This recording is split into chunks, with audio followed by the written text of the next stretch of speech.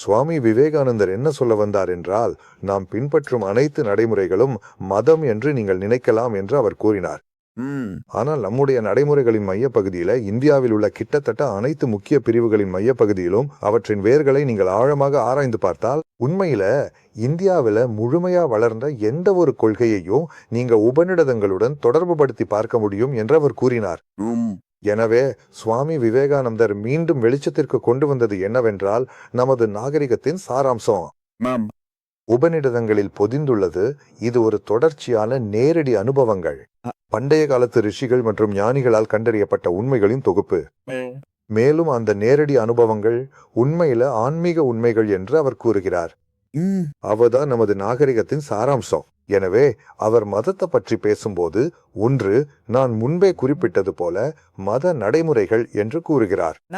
அவை ஸ்மிருதிகள், ஆனால் அதற்குள் சுருதி உபநிடதங்களுடன் இணைக்கப்பட்டுள்ளது அவர் கூறுகிறார்.